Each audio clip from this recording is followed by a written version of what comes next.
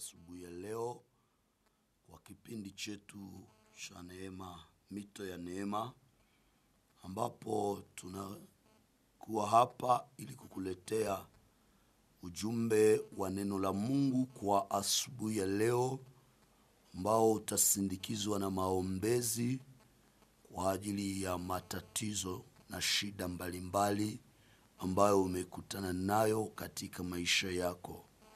Mpendwa, tunakutakia neema na baraka za Bwana ziwe pamoja na wewe. Kwa hiyo acha tupate kuomba Mungu, na baadaye tutakuwa tukiendelea na vipindi vinavyofuata. Baba Mungu, katika jina la Yesu Kristo, tuko hapa asubuhi ya leo katika studio hii kwa ajili ya kuingia katika uwepo wako kupitia neno lako na maombezi. Tunaomba kwamba utubariki, ututawale, utushiriki na utuonekanie. Acha neema na uwezo wako wa ajabu uwe juu ya maisha yetu.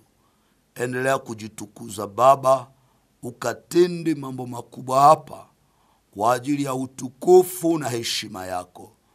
Karibu Mungu, tuongoze mwanzo hadi mwisho, kwa jina la Yesu Kristo, amen. Kwenye studio siko peke yangu, niko pamoja na mtumishi wa Mungu ambaye ninatamani ajitambulishe. Mimi naitwa kwa jina la mtumishi wa Mungu Evangeliste Bisimwa Justin Shabade. Nikitumika kwenye kanisa la Seli hapo Cercle Ipike, na mchungaji wangu huyu pembeni yangu Barnabas. Amen. Asante sana. Kanisa la Seli linapatikana pale ku Avenue Cercle Ipike, chini ya barieri ya kwanza ya Kansayo, pembeni ya Centre de Santé Irambo.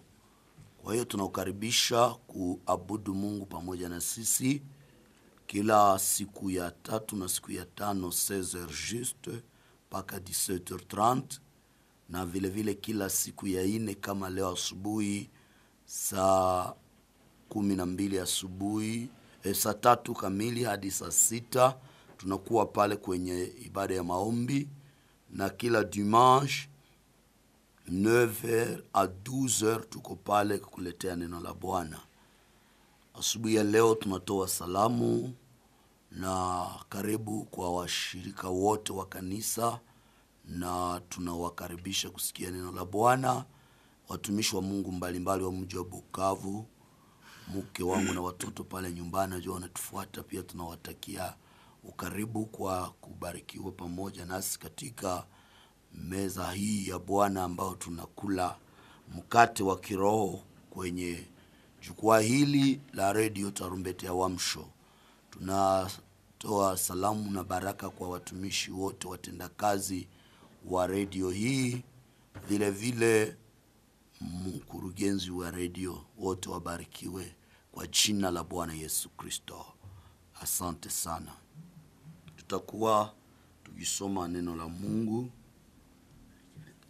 Tukisoma neno la Mungu kwa asubuhi ya leo, na tutamuuliza mtumishi wa Mungu Evangeliste Justin aweze kutusomea katika Luka 21 na huu mstari wa 34 mpaka 36. Ataweza kutusomea. Karibu kwa usomi. Luka 21 34 mpaka 36. Tutasoma kwa jina la Yesu. Tunasoma Injili kama ilivyoandikwa na Luka sura ya 21 mstari wa 34, na tusome katika jina la Yesu Kristo. Mujiangalie mioyo yenu isipate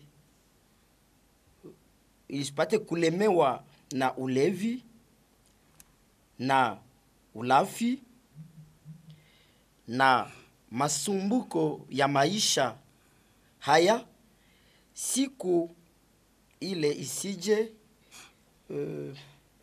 isije kwenu ghafula kama mtego. Tunasoma 35. Kwa sababu kama vile itakuja juu yao wote wanaokaa juu ya uso wa dunia pia.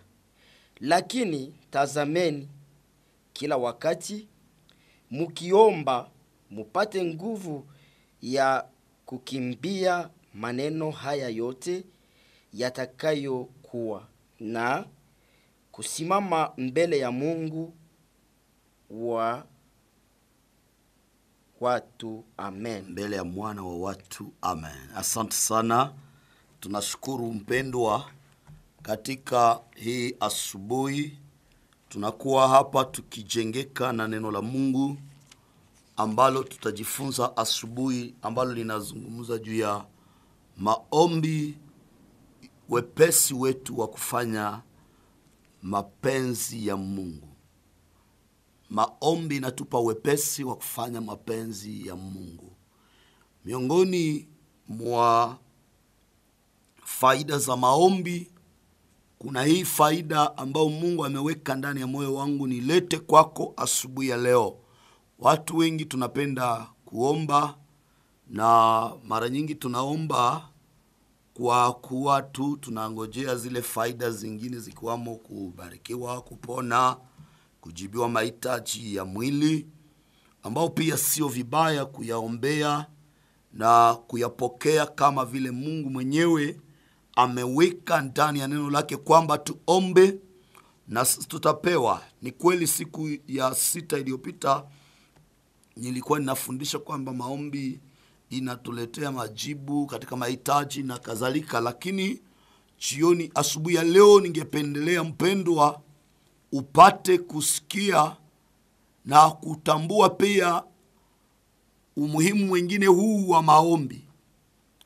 Wengi wetu wanatumia maombi kwa ajili tu ya mahitaji ya mwili, lakini hapa tunakuwa pia na sababu nyingine ama faida nyingine tunayopata wakati tunaomba. Inatupatia wepesi wa kuishi mapenzi ya Mungu, wepesi wa hata kumlaki Bwana Yesu atakapokuja.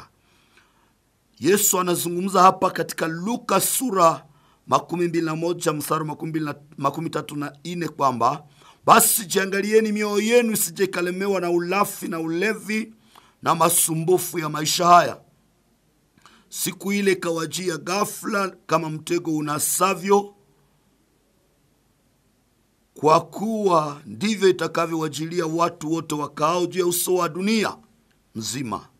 Basi kesheni mkiomba, kesheni kila wakati mkiomba, ili mpate kuokoka katika hayo yote yatakayotokea na kusimama mbele za mwana wa Adamu. Mpendwa, Biblia inatuambia hapa siri ambayo itatusaidia tusije tukalemewa na masumbufu ya dunia, siri ambayo itatuwezesha tusije tukalemewa na ulafi na ulevi ambavyo vinaweza sababisha siku ile ya mwana wa Adamu atakapokuja kutoa kanisa, siku ile ya mwana wa Adamu atakapokuja kuhukumu, iwapate wengi kwa ghafla tu kama vile mtego unavyonasa. Biblia inatuambia kitu ambacho kitakachotusaidia tuwe wepesi, tuonekane kwamba tuko tayari atakapokuja Bwana Yesu Kristo.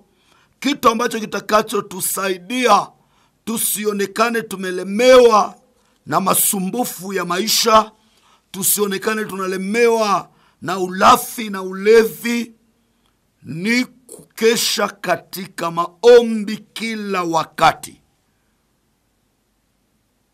Mpendwa, hii asubuhi kumbuka kwamba ni muhimu sana kuwa mtu wa maombi, tena maombi yanayoendelea. Ni muhimu sana kuwa mbele za Bwana kwa maombi. Ni muhimu sana kuwa mbele za Bwana ukitafuta uso wake, Siku zilipita tulikuwa tumezungumza faida zile tunazopata za kimwili, faida za kupona, faida za kujibu mahitaji, faida za kupata ndoa, faida mbalimbali za mahitaji ya mwili. Lakini leo asubuhi Mungu ameweka katika moyo wangu faida nyingine hii ambayo ni ya kiroho. Kumbuka kwamba hatuko hapa duniani muda wote. Kumbuka kwamba hatuko hapa miaka. Kumbuka tuko hapa kama wapitaji tu. Tuko wageni hapa duniani na tunakuwa tukielekea wenyeji wetu ni mbinguni. Hatuko hapa kama watu ambao wataishi hapa miaka yote, lakini tuko hapa kwa muda ambao Mungu mwenyewe ameupangilia.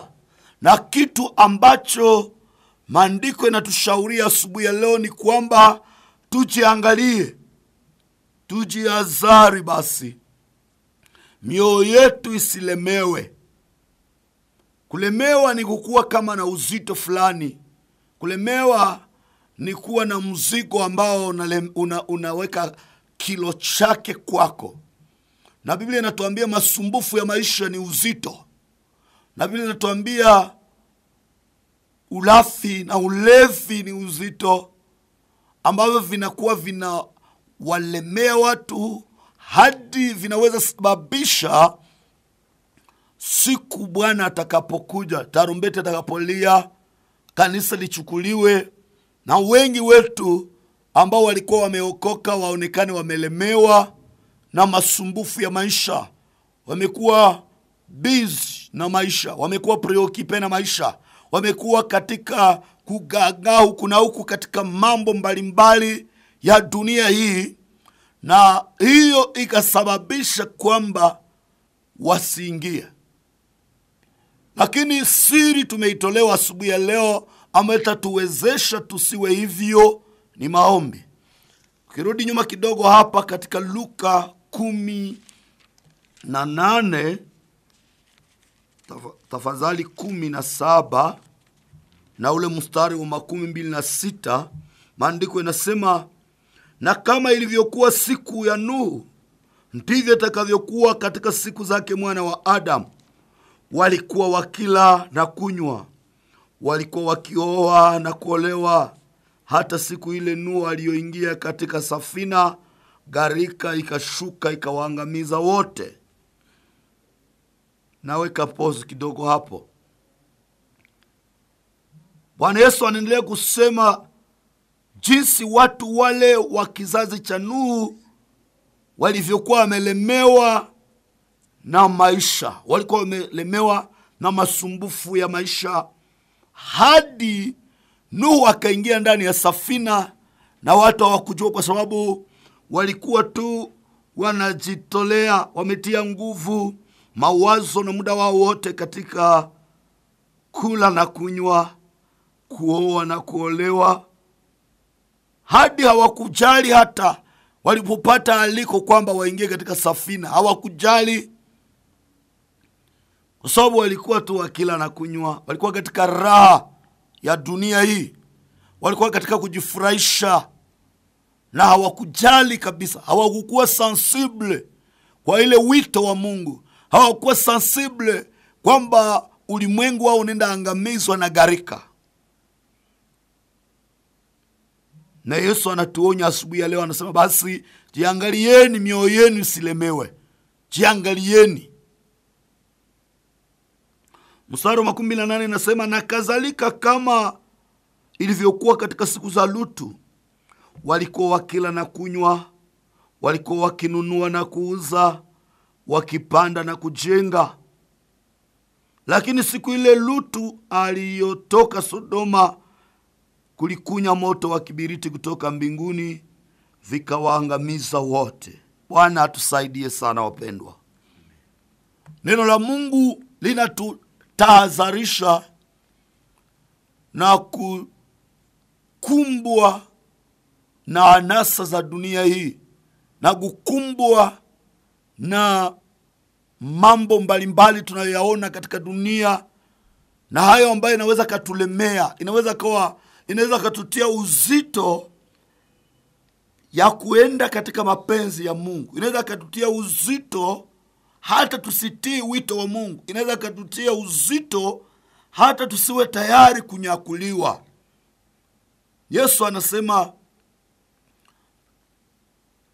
tujiangalie. Kujiangalia ni kukesha kwa ajili yako mwenyewe. Mioyo yetu silemewe na ulafi na ulevi na masumbufu ya maisha. Masumbufu ya maisha ni kujisumbua, nitaolewaje, nitavaa nini, takula nini, kazi sasa iko wapi, nyumba ya kukaa iko wapi, watoto wako watasoma je, na mke atavaa nini, gari sasa iko wapi, mbona siyapata promotion, mbona siyakuwa sawa fulani, mbona siyafika inchi fulani, mbona siyakula hiki. Yale yote ni masumbufu ya maisha. Na kweli mwanadamu wote wa kawaida anajiuliza maswali kama yale. Mwanadamu wote ana haki ya kujiuliza ile, na kuyapata sio vibaya. Lakini tunaonyo katika neno la Mungu kwamba tusilemewe na hayo. Tusilemewe nayo, yasituwekee uzito fulani kiasi kwamba tukashindwa kuwa wepesi kuyafanya yale ya Mungu. Yasitutie uzito hadi tukashindwa kuwa tayari kumlaki Bwana Yesu atakapokuja. Yale masumbufu ya maisha, yale maswali ya maisha, afya yangu nitapona je,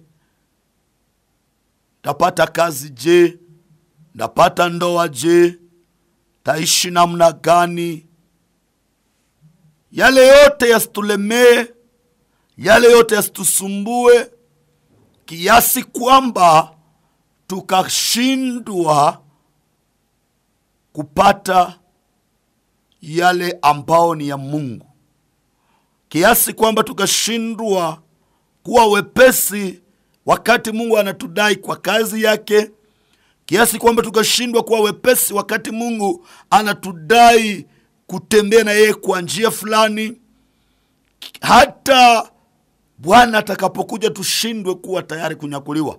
Yesu anatoa onyo asubuhi ya leo katika Mathayo 21 pale tumesoma kwamba jiangalieni mioyo yenu isije kalemewa na ulafi na ulevi na usumbufu maisha hii, siku ile sije kawapata ghafla kama mtego unasavyo.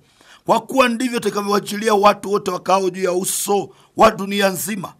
Basi siri itakayotuwezesha, siri itakayotufanya tusilemewe ni kukesha kila wakati na kuomba.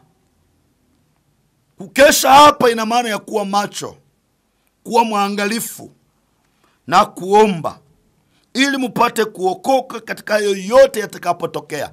Kitakachotuwezesha kuwa watu wanaokesha tusilemewe na yale masumbufu ya maisha, ulafi na ulevi na yale mambo mengine, kupata yale mahitaji ya mwili ambayo inachukua nafasi kubwa katika maisha ya watu wengi.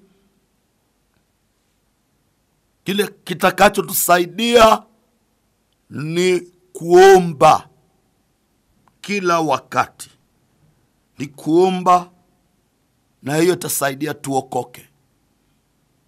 Mtume Paulo anashauri wa Kolosai sura 3 mstari wa 1, anasema mkiwa mmefufuliwa pamoja na Kristo, yatafuteni yaliyo juu, Kristo aliko ameketi mkono wa kuume wa Mungu. Yafikirini yaliyo juu, sio yaliyo katika nchi, kwa maana mlikufa na uhai wenu umefichwa pamoja na Kristo katika Mungu. Haleluya! Ikiwa mlifufuliwa pamoja na Kristo, yatafuteni yaliyo juu, aliko Kristo ameketi mkono wa kuume wa Mungu.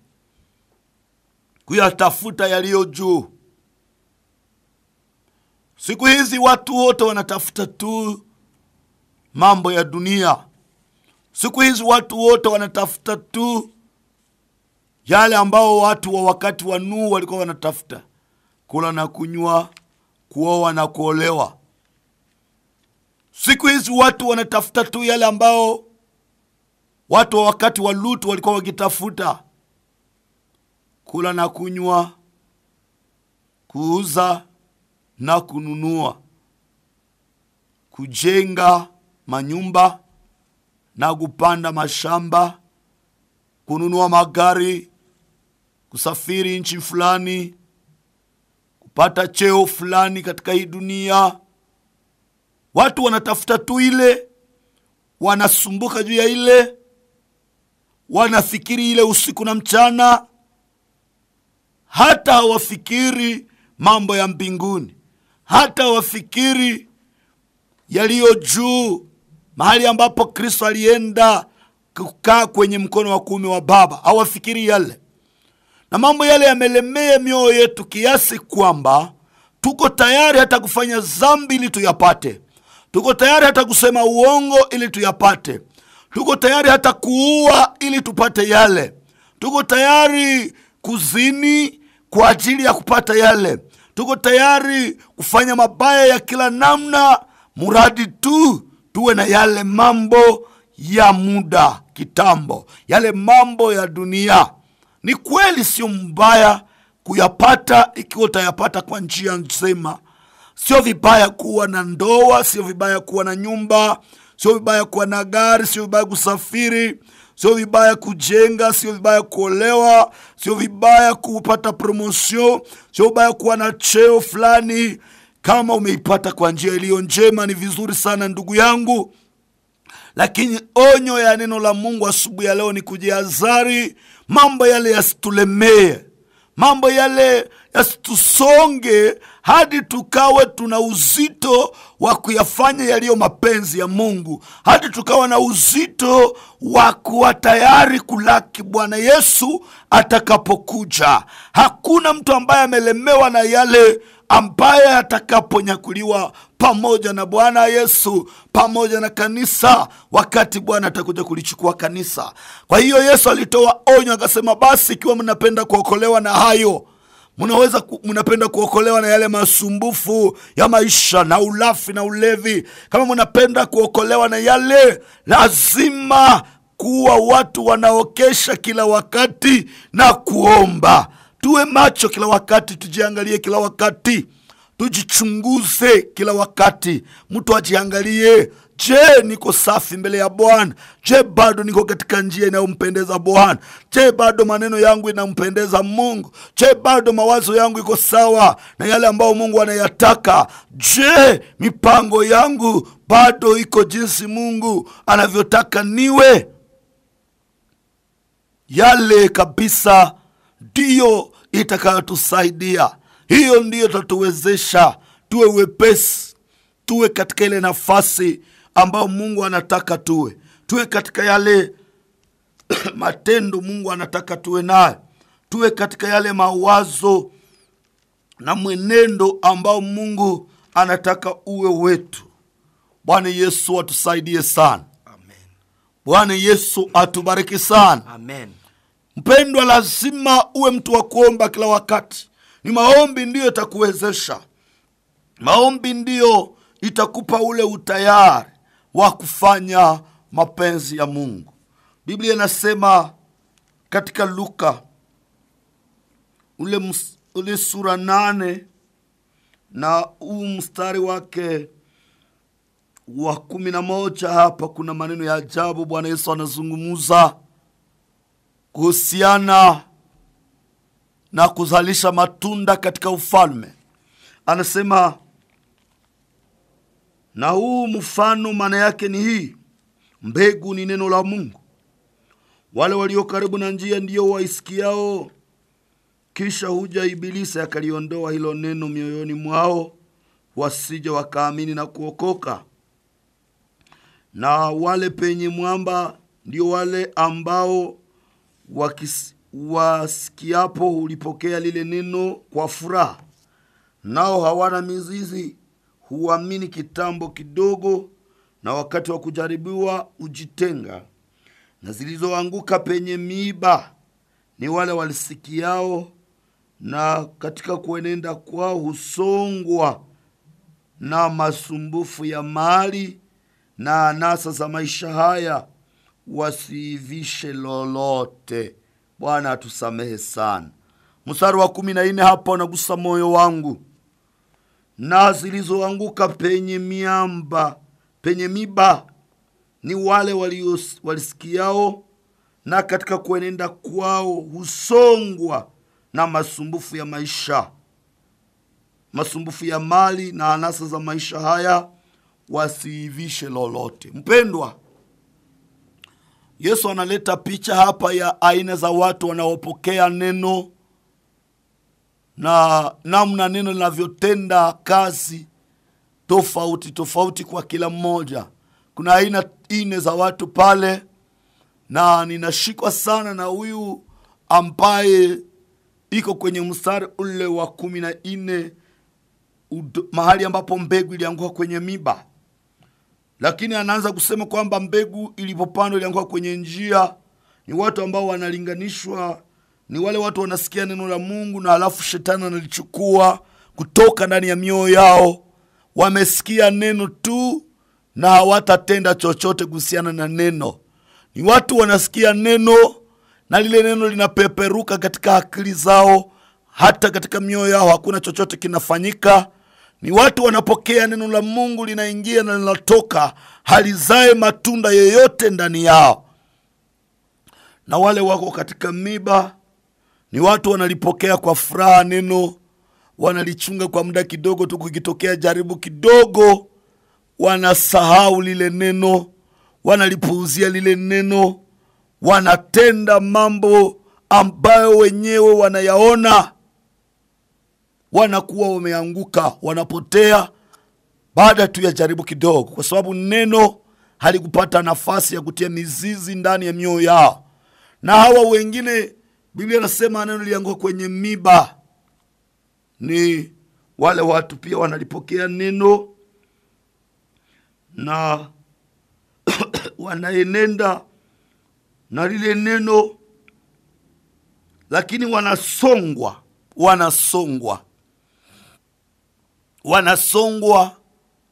na masumbufu ya mali na anasa za maisha haya. Nashangaa sana mpendwa, kumbe yale masumbufu ya kupata mali, ile mawazo ya kusumbuka na kuwaza kuna huko utajirika, inaweza songa lile neno, inaweza songa roho yako kiasi kwamba usiwe tayari kuyatumikia mapenzi ya Mungu. Linaweza songa maisha hadi ukashindwa kufanya yale Mungu anangoja kwako. Anasa za maisha haya, kufurahia, kula, kufanya mafeti. Bukavu tunapenda sana feti. Tunapenda feti mpaka watu wanashindwa hata kufanya ndoa tu kwa sababu anakosa feti. Pendo anajua kwamba hata kama hakuna pesa ya kufanya feti, ndoa inaweza fanyika. Anasa za maisha haya, raha za dunia hii, furaha ya maisha haya. Mungu akikupa nafasi ya kuyafurahia, ndio uyafurahie. Lakini ikiwa hauna nafasi ya kuyafurahia, haujapewa ule uwezo ya kuyafurahia, isisababishe wewe ukaenda kinyume na mapenzi ya Mungu, isisababishe wewe ukashindwa kumtumikia Mungu. Biblia inasema usumbufu wa mali na anasa za maisha zilisonga ile mbegu, zilisonga lile neno lisizalishi. Kuna watumishi wazuri sana walikuwa wana wito wa Mungu na vipawa vizuri vya Mungu, na walianza vizuri katika woga wa Mungu na kupenda neno la Mungu, lakini leo wamepotoka, wamerudi nyuma tu kwa sababu ya maisha, anasa za maisha, shughuli za mali, kupata haraka, kufurahia kama wengine wanavyofurahia. Inawalemea kiasi kwamba wengine wameanda kugusa vitu visivyompendeza Mungu, inawalemea kiasi kwamba wengine wamepotoka, wamemwacha Mungu kabisa, na inatia huzuni kabisa. Lakini asubuhi ya leo Mungu anayeona mioyo yetu anatupa dawa. Asubuhi ya leo Mungu anayejua mioyo yetu anatupatia dawa ya kupona, dawa ya kuepuka hayo, dawa ya kutoka katika yale. Ni kukesha kila wakati na kuomba. Luka 21:36 inasema kukesha kila wakati na kuomba itatusaidia tuokolewe na hayo masumbufu ya maisha. Pendwa, ni mzuri sana tujue kuomba, kwa sababu hiyo itatupa uwepesi wa kuyatimiza yaliyo ya Mungu. Yale maombi ya mara kwa mara inakuwa na kazi ya kushusha mwili na kumuinua ule mtu wa roho, na mara moja tunakuwa na wepesi wa kumtumikia Mungu. Tunakuwa na wepesi wa kuyafanya yale ambayo Mungu anapendezwa nayo.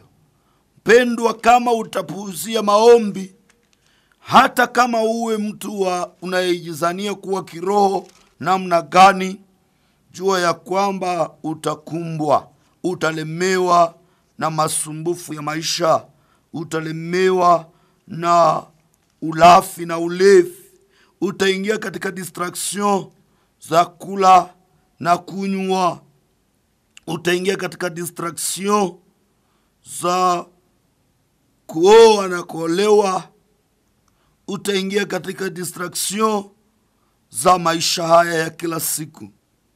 Lakini kama utakuwa mtu unaiomba mara kwa mara, utapata nguvu ya kushinda, utapata nguvu ya kushinda yale ambayo Mungu anakutaka uyashinde. Utakuwa tayari kutembea katika yale ambayo Mungu anataka utembee ndani. Acha tusome hapa katika Mathayo 26 na ule mstari 36. Biblia inasema, kisha Yesu akaenda pamoja nao mpaka bustani itwayo Getsemani. Akawaambia wanafunzi wake, ketini hapa hata niende kule nikaombe. Akamchukua Petro na wale wawili wana wa Zebedayo, akaanza kuhuzunika na kusononeka. Ndipo akawaambia, roho yangu ina huzuni nyingi kiasi cha kufa. Kaeni hapa mkeshe pamoja nami. Akaendelea mbele kidogo, akaanguka kifudifudi, akaomba akisema, Baba yangu, ikiwezekana kikombe hiki kiniepuke, walakini si kama nitakavyo mimi, bali kama utakavyo wewe. Akawajia wale wanafunzi, akawakuta wamelala. Akawaambia Petro, je, hamkuweza kukesha pamoja nami hata saa moja? Kesheni muombe, msije mkaingia majaribuni. Roho irazi, lakini mwili ni dhaifu. Akaenda tena mara ya pili, akaomba akasema, Baba yangu, ikiwa haiwezekani kikombe hiki kiniepuke, nisipokunywa, mapenzi yako yatimizwe. Bwana asifiwe. Amen. Asubuhi ya leo mpendwa, tunaona hata Bwana Yesu alipambana na mapambano yale ambayo tunayazungumzia, ambayo kila mmoja wetu anapambana nayo. Mwili. Wakati Yesu alitoka mbinguni, alijua anakuja duniani ili afe juu ya msalaba. Na muda wa kufa ulipofika, mwili ulikuwa hauko tayari kufa. Mwili ulikuwa hauko tayari kutimiza mapenzi ya Mungu. Mwili ulikuwa bado unatamani kuwa hapa tu, kufurahia mambo ya dunia. Hata mwili wa Yesu ulitamani sana usitoke duniani. Ikiwa mwili wa Yesu ambaye ni mwana wa Mungu, ambaye pia ni Mungu, unaweza kumlemea, unaweza kumtia uzito kiasi kwamba ukamsababisha hata kusita kuelekea msalabani. Je, mwili wangu mimi na wewe utatufanyaje mpendwa? Mwili wangu mimi na wewe utatusumbua kiasi gani? Utatulemeaje? Lakini maandiko yanatuambia, haleluya, Yesu alishinda mwili kwa sababu aliomba. Kilichomwezesha kuwa na ujasiri wa kukaribia msalaba, ya kupambana na msalaba hadi afe, atimize mapenzi ya Baba, awe mwepesi kutumikia shauri na mpango wa Mungu. Kilichompa ule wepesi, Yesu aliposikia uzito katika moyo. Maana Biblia inasema pale, tumesoma, alichukua Petro, Yohana na Yakobo, akaanza kuambia, roho yangu ina huzuni. Alianza kusononeka sana. Akawaambia, roho yangu ina huzuni kiasi ya kufa. Alianza kusononeka juu ya kufa. Alianza kusononeka jinsi atauacha. Alianza kusononeka jinsi atatoka duniani. Na Biblia inasema, akawaambia wanafunzi wake, kesho ni muombe. Roho irazi lakini mwili iko dhaifu. Roho iko tayari kutumikia mapenzi ya Mungu. Roho iko tayari kwenda mbingu. Roho inapenda hata Yesu angekuja sasa. Lakini mwili inakuambia hapana, asikuje sasa. Mwili inakuambia hapana, Yesu sikuye na siyaoa. Yesu sikuye na siyajenga. Yesu sikuye na siyapata na mie gari. Yesu sikuye na mimi siyafika Bulaya. Yesu sikuye na siyakuwa na hiki na hiki na hiki. Masumbufu ya maisha. Mwili inatuambia Yesu sikuye na siyapona. Mwili inasema Yesu sikuye na siyapata hiki na kile. Yale ndiyo masumbufu ya maisha haya. Yale ndiyo yanatutaabisha. Yale ndiyo yanatulemea. Yale ndiyo yanatusonga. Inafanya tusiwe wepesi kuyatimiza mapenzi ya Mungu. Inafanya tusiwe wepesi kuenda katika njia ya Bwana. Inafanya tusiwe wepesi kuyafuata yaliyo ya Mungu. Lakini Biblia inasema ya kwamba Bwana Yesu alienda akaomba. Akamwambia, Baba, ikiwezekana kikombe hiki kinipitie. Akaendea kwa wanafunzi wake, akawakutana wanalala. Akawaambia, mkuweza kukesha na mimi hata saa moja? Akasema, ombeni msije mkaingia majaribuni. Akarudia akaomba tena, na Biblia inasema alipoomba akamwambia, Baba, ikiwa haiwezekani kikombe hiki kiniepuke, mapenzi yako yatimizwe. Kilichomwezesha Yesu aitike, mwili wake pia nao ukubali kukabiliana na msalaba. Mwili wake nao uwe mwepesi kwenda hata msalabani. Uitike kuteswa kwa kutimiza mapenzi ya Mungu. Uwe mwepesi kwenda katika yale Mungu anataka. Kilichomwezesha Yesu kufanya hivyo ni kwa sababu aliomba. Aliposikia uzito wa mwili, aliposikia mwili unalemewa, hauko tayari, hauko suple, hauko sensible kwa yale Mungu anataka, kwa yale Mungu anahitaji, alikimbia kwenye maombi. Na ndio maana Yesu aliambia wanafunzi, ombeni msije mkaingia majaribuni. Mpendwa, unayepuuzia maombi, utashindaje majaribu ya mwili huo? Utashindaje masumbufu ya maisha haya? Utashindaje mambo mbalimbali yanayokulemea, ile masolicitation ya mwili, yale ambayo mwili unatamani? Biblia inasema katika Wagalatia sura 5 mstari ule wa 16. Wagalatia sura 5 na mstari wa 16 inasema, basi nendeni kwa Roho, wala mtatimiza kamwe tamaa za mwili. Kwa maana mwili hutamani kushindana na roho, na roho kushindana na mwili. Kwa maana hii zinapigana, wala hamwezi kufanya mnayotaka. 19 bali 18, lakini mkiongozwa na Roho hampo chini ya sheria. Bwana atusaidie. Biblia inatuonesha hapa kuna mapigano makubwa kati ya roho na mwili. Roho iko tayari kufanya mapenzi ya Mungu kila wakati. Roho zetu ziko tayari kumtii Mungu, kulaki Bwana Yesu atakapokuja, lakini mili inalemea, mili inatia uzito, mili inasonga, mili inatufanya hata tusiwe na ule wepesi na ule utayari wa kumlaki Bwana atakapokuja. Mili inatufanya tusiwe hata na ile wazo ya kwamba tunaweza enda mbingu, tusiwe hata na ile wazo ya kwamba tunaweza ingia katika uzima, tusiwe hata na ile wazo kwamba Bwana aje, tusiwe hata na ile wazo ya kumtaka Bwana akuje kutusaidia. Mpendwa, lazima kuomba mara kwa mara, lazima kuomba kila wakati, lazima kuomba bila kuchoka, lazima kuomba bila kukata tamaa, lazima kuomba bila kusita sita, lazima kuomba bila kugeuka geuka, lazima kuomba bila kuangalia nyuma. Hiyo itakusaidia mpendwa uwe mwepesi kutumikia mapenzi ya Mungu. Hiyo itakusaidia uwe mwepesi kufanya yale Mungu anataka. Hiyo itakufanya uwe mwepesi, uwe tayari Bwana atakapokuja upate kunyakuliwa. Yesu alisema njia pekee ya kutuponya tusilemewe na ulafi na ulevi na masumbufu ya maisha haya ni kuomba kila wakati, ni kukesha kila wakati. Watu wengi leo ni Wakristo wanapuuzia kuomba, na shetani anafurahi na hiyo. Shetani hahangaiki unapoingia kanisani, shetani hahangaiki unapoimba, shetani hahangaiki unapojidai kwamba niko Mkristo, shetani hahangaiki kuona unabatizwa, shetani hahangaiki kuona ukiwa katika kuomba.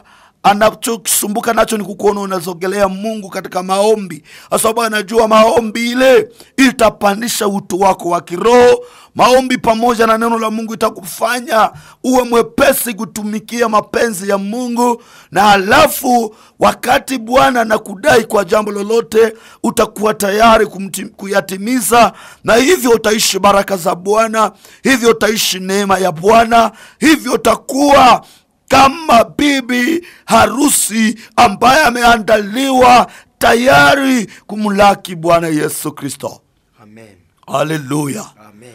Pendwa, lazima kuwa tayari katika maombi, kusogelea mbele za Bwana, kuomba. Hii ni ingine faida tunapata katika maombi, na hatupashi kuipuuzia. Ni vema kuijua sana. Inatusaidia hii maombi tusilemewe na masumbufu ya maisha, tusilemewe na mambo ya dunia hii. Ilisababisha hata baada ya kutoka Sodoma, mke wa Lutu alipokuwa ametoka akiwa naenda, akaangalia nyuma, akageuka, akakumbuka, kwa sababu tu alikuwa amelemewa na mambo ya maisha. Alikumbuka raha na furaha za Sodoma, akaangalia nyuma, na malaika alikuwa amewatoa kwa kinguvu wakimbia haraka, lakini yeye akaangalia nyuma. Mpendwa, kama hautakuwa mwenye kukesha na kuomba na kujiangalia kila wakati na kuchunguza moyo wako, kweli unaweza ukapotea.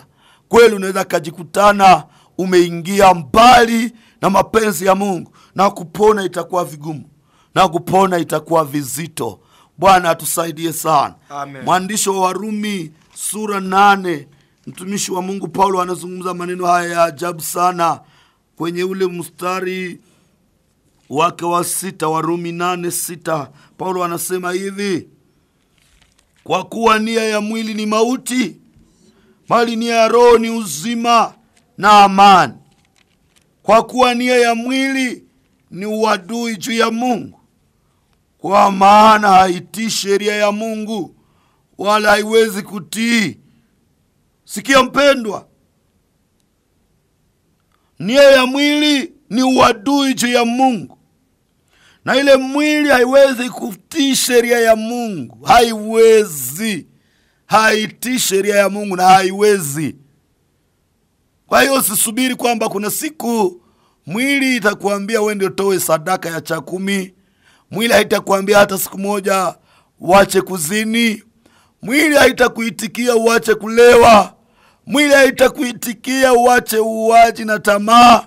Mwili haitakuitikia uache dhambi. Haitaitika, lazima kuishurutisha. Mstari wa 8 inasema wale wafuatao mwili hawawezi kumpendeza Mungu. Wale wafuatao mwili hawawezi kumpendeza Mungu. Lakini ikiwa Roho wa Mungu anakaa ndani yenu, ninyi hamufuate mwili, bali mwaifuata Roho. Lakini mtu awaye yote asipokuwa na Roho wa Kristo, huyo si wake. Na Kristo akiwa ndani yenu, mwili wenu umekufa kwa sababu ya dhambi, na roho yenu i hai kwa sababu ya haki. Mpendwa, mstari wa 12 pia unanijenga. Basi kama ni hivyo ndugu, sisi tuko na deni, sio deni ya mwili, tuishi kwa kufuata mambo ya mwili. Kwa maana kama tukiishi kwa kufuata mambo ya mwili, mwataka kufa. Bali kama mkiafisha matendo ya mwili kwa Roho, mtaishi. Haleluya. Amen. Kila kitatusaidia kuishi ni kufisha matendo ya mwili kwa Roho wa Bwana. Ni kuyafisha matendo ya mwili kwa Roho. Hii ndio itatusaidia tupate kuishi. Mwili ni wadui juu ya mwili ya Mungu.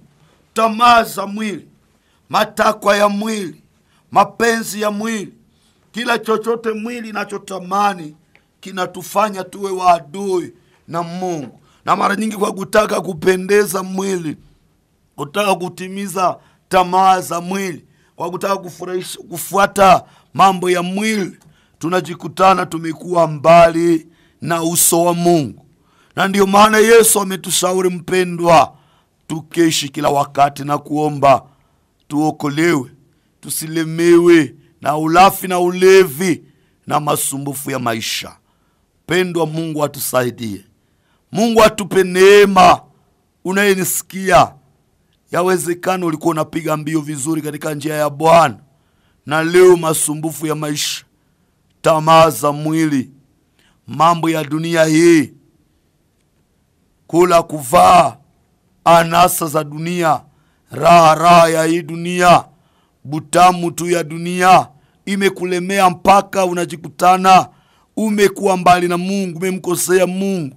Ya kusatisfaire ma besoin charnel, zile tamaa za mwili, umejikutana umekuwa mbali na Mungu kwa sababu tu ulitaka kufurahisha maisha. Bwana atusaidie. Amen. Bwana atupe neema. Amen. Kama uko pale mpendo, umenisikia na unajiona umelemewa kabisa na mambo ya dunia, umelemewa na tamaa, umelemewa na uchafu, umelemewa na maasi, umelemewa na maovu, ni muda wako wa kutubu. Ni muda wako wa kumgeukia Bwana.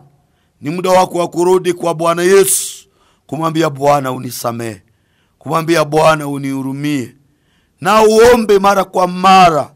Mungu akupe nguvu, Mungu akupe neema ya kushinda, Mungu akupe neema ya kusimama katika mapenzi yake. Ninakuombea Mungu akusamehe. Mungu, ninaombea huyo mpendwa amesikia neno hili, umsaidie, mpatie wepesi wa kutafuta na kutumikia mapenzi yako. Mafikiri yake silemewe kuwaza vya dunia tu, mwili wake usilemewe na kutenda mambo ya mwili tu, lakini Bwana apate kuwa pia mwepesi kutumikia mapenzi yako. Umsamehe, muoshe kwa damu ya Yesu. Alikuwa ameenda mbali kwa kufuata anasa za dunia, kwa kusatisfiri mwili, kwa kujifurahisha kwa muda. Mungu, murudishe tena kwako kwa damu ya Yesu aliye hai. Tunamwombea mpendo, Mungu akutie nguvu, Mungu akujaze roho wake kwa jina la Yesu Kristo aliye hai. Amen. Tunataka kuomba sasa juu ya wenye shida mbalimbali, wenye mahitaji ambao inawalemea. Labda uko mgonjwa, una shida ya kazi, shida yote ile ya maisha, chochote kile unahitaji. Tumesema kuvipata sio vibaya, lakini hivyo visikusababishe kupoteza Mungu, visikusababishe kwenda mbali na Mungu.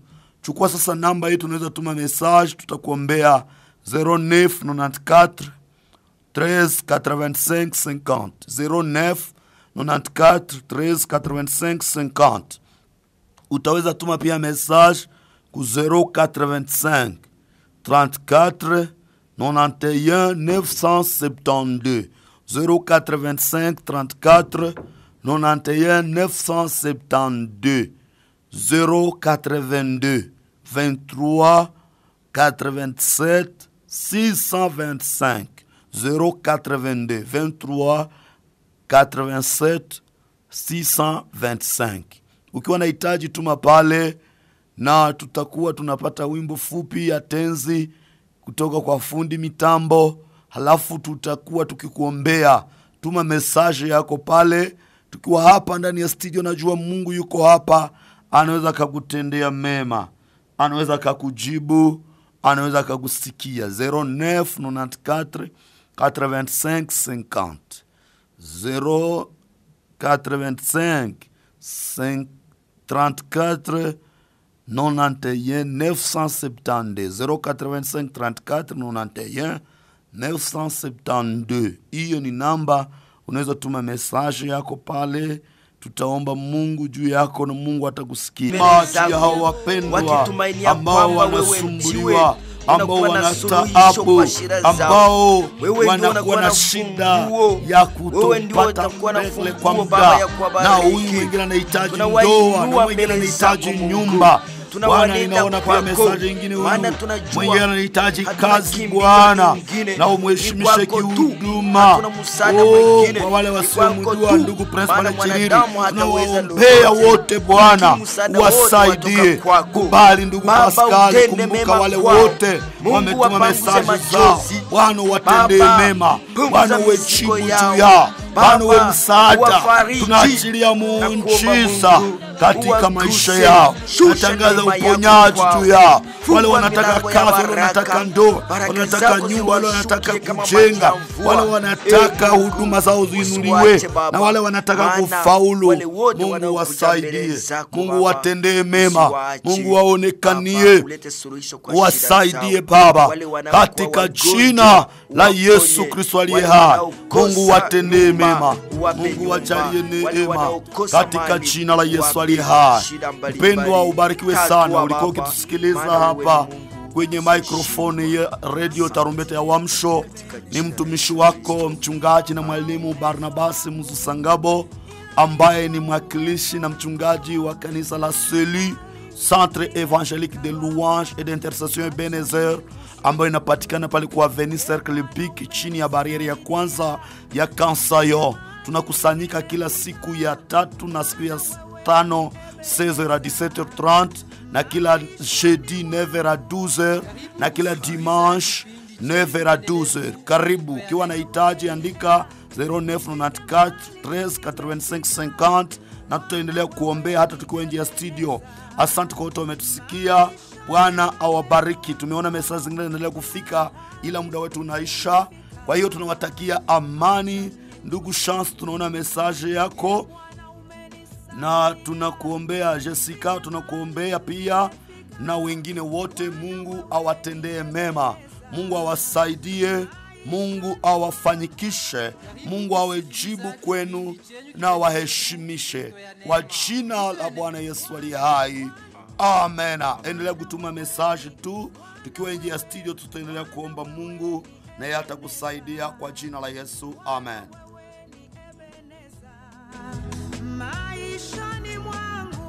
Karibu kusikiliza kipindi chenyu kipendelevu Mito ya Neema. Mito ya Neema ni kipindi cha neno la Mungu na maombezi ambacho kinaletwa na kanisa la Seli ama Centre Évangélique de Louange et d'Intercession Ebenezer. Kanisa la Seli linapatikana kunako Avenue Cercle Pic, chini ya entrée principale ya Kansayo.